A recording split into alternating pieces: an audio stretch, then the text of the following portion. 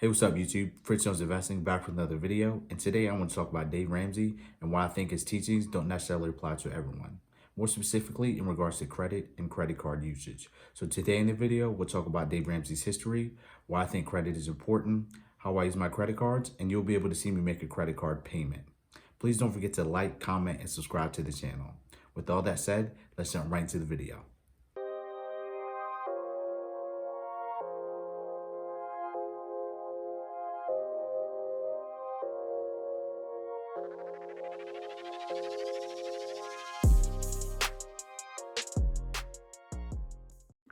So just a little backstory on Dave Ramsey. His history actually begins when he was a teenager. He started selling bracelets and formed his own lawn care business.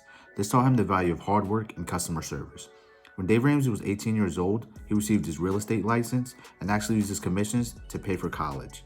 His parents were already involved in real estate, so real estate has always been ingrained in him. In his 20s, he became a real estate flipper and had actually accumulated over $4 million worth of property by the time he was 26 years old. His net worth at that time was also worth more than $1 million. So the lender that Dave Ramsey was using was bought out by another bank, and the loans that he had accumulated were due back in 90 days. This forced Dave Ramsey into bankruptcy. It also ruined his finances and made him broke. So Dave Ramsey, being at his lowest point, actually started reading the Bible and attending church. He also hooked up with a mentor, which helped him and his wife get back on track and establish a financial plan.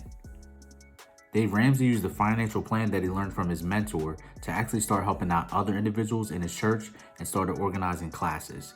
Over the course of a few years, the class grew from only 30 students to over 350 students that he taught. Since he was helping out so many people, he actually became more popular and started co-hosting a show and then developed his own show called The Dave Ramsey Radio Show. His career really took off in 2003 when he wrote a book called The Total Money Makeover. This book became a New York Times best-selling title and up to date has sold over 5 million copies.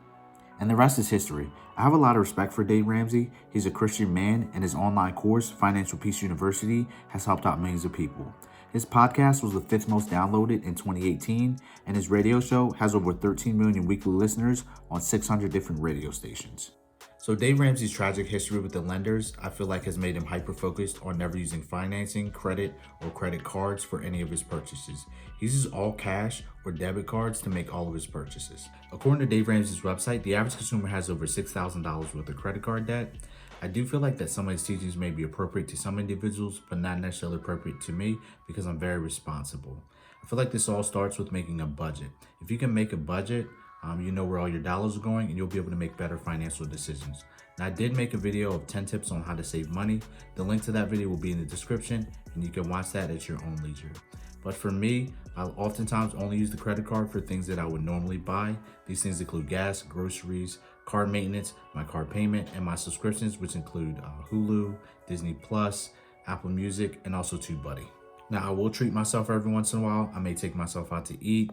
I may also buy a pair of sneakers or I may go on a vacation.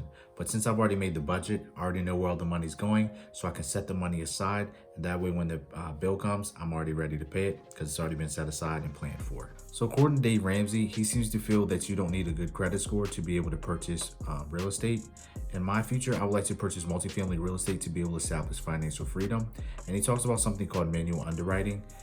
With that, I went to talk to some banks, and with manual underwriting, you have to put down a higher down payment. Now, with my good credit score, I would be able to purchase rental properties at a lower down payment, as low as 3.5%. This would save me more out-of-pocket money and help me get into real estate quicker than using manual underwriting, in which I would have to establish a lot more down payment, as much as 20% down. So Dave Ramsey has some credit and credit card myths that I'll talk about in the next couple slides. On Dave Ramsey's website, his daughter, Rachel Cruz, has 5 myths about credit cards. So the first myth is, if I pay it off each month, I'll beat the systems. And her response was, studies show that you'll spend up to 83% more using the credit cards, and there's no beating the system. But according to another study that was done by the American Bankers Association, 30% of individuals paid off their credit card balance each and every month, and another 29% of individuals were dormant, which means that they didn't use their credit cards at all. Now, for me personally, I'm part of that 30%, and I am beating the system because I pay off my credit card balance each and every month, and I don't pay any interest. So later on in the video, you'll see me pay off my credit card balance. Next, the myth is credit cards are worth it for airline miles and cash back. And it says by the time you add up annual fees and interest, you could have paid for any of those credit card perks with your own cash. My response to that is that my credit card that I use, which is by Capital One, doesn't charge any kind of annual fees. And once again, I don't pay any interest because I don't carry a balance. And also, I do get a little bit of cash back from my credit card. I get back about 1.5%, and I have almost $700 worth of credits to my credit card. So that means that if an emergency arises, I'm able to use that money to pay off the balance immediately instead of having to spend more money on the credit card. Her next myth is, I need a credit card because I need to keep up my FICO score. And her response was, a high FICO score doesn't mean you're wealthy.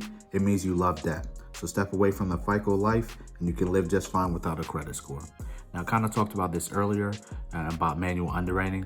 I do feel that you need a high credit score to be able to secure the financing, to be able to buy the house that you want. Instead of having to have a higher down payment of 20%, I'm able to come in at 3.5% and still purchase that property and get all the many benefits of owning real estate. So the fourth myth is that it's safer to use a credit card for online shopping, and Rachel Cruz's response was, a debit card offers the exact same fraud protection as a credit card. So the safety theory is simply a myth, but I find that this is untrue according to the research that I've done. According to the Fair Credit Billing Act, if someone tries to use your credit card, you're only liable for up to $50 and the money gets immediately reimbursed back to your account. This happened to me recently. Someone tried to use my credit card outside of the state that I was in. They tried to purchase up to $200 worth of stuff. I called Capital One. I told them about my issue. They credited the money right back to my account and they sent me a new card.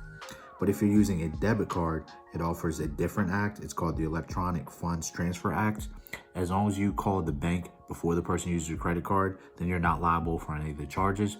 But if you wait up to 2 days, you may be responsible for up to $50 worth of charges. And if you wait 60 days, you might be responsible for up to $500.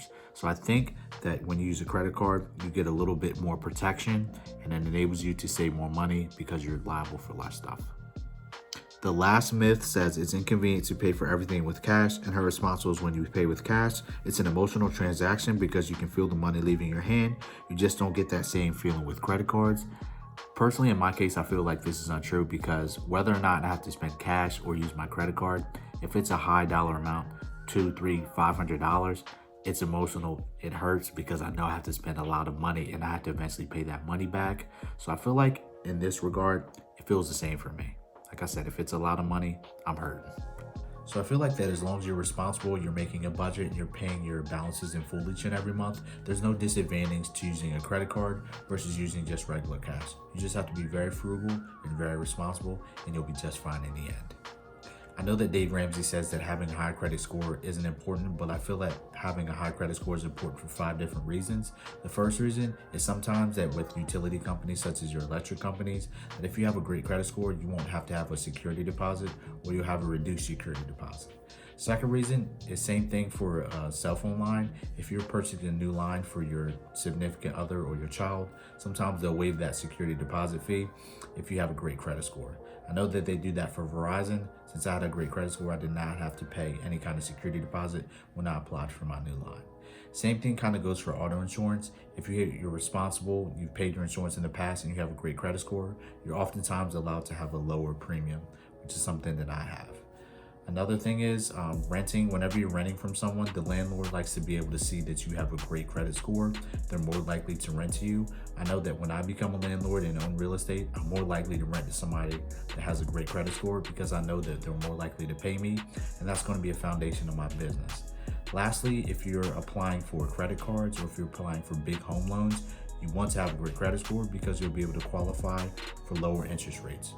For example, if you have a $250,000 loan at 5.5% interest over 30 years, you'll pay $511,000. If you have that down to 4.5%, which is a percent lower, you'll pay $455,000, which will save you almost $60,000 over the lifetime of the loan. So having a high credit score is very important if you want to save money at the end of the day. So I know I told you guys that I was going to pay off my credit card balance in full, so I'm going to do that for you at this time. I have a credit card with Capital One right now, and you can see that my current balance is $271.62, and then my total available credit is $7,500 if you add those two numbers together. Now you can see in the upper right hand corner, that's my face, but my minimum $25 payment is due on the 3rd. So that's usually the minimum payment for paying off your credit card. But I oftentimes like to pay off that credit card balance as quickly as I can. So I'll always pay more than that $25 so I don't have to pay off any kind of interest. You can see in the lower left-hand corner that I have $691 worth of rewards. So that's that extra money that I was talking about. If I do have any kind of emergency, I'm able to use that money. Instead of charging that to the card, I can kind of make that purchase and immediately pay for that instead of carrying a balance and worrying about paying for it in the future. So on this next page, you'll see that I'll make that payment right now. I'm gonna pay off the $271. Yep, and then I'll take it out of my bank account. And that payment was for March 8th. And I'll probably be uploading this video on March 9th, so it will be a little bit later. But yep, so I just made my payment. So they usually apply the statement and the balance to the credit card immediately if it's done before 8 o'clock p.m. So I just paid off my credit card for you guys. So how do you feel about Dave Ramsey and his teachings? Do you read his books? Do you follow his podcasts? Do you watch his YouTube videos? I feel like Dave Ramsey is a great guy. He's a Christian and he's helped out millions of individuals by helping them get out of debt. I do feel that Dave Ramsey is incorrect in his biases towards credit and credit card usage. Credit cards aren't necessarily evil if you pay off your balance each and every month. It's when you buy unnecessary things and carry that balance and pay that interest that you kind of get yourself in a little bit of trouble. And having a great credit score is great for you as an individual. I feel that having a high credit score is important when you want to qualify for low interest loans, when you want to purchase real estate.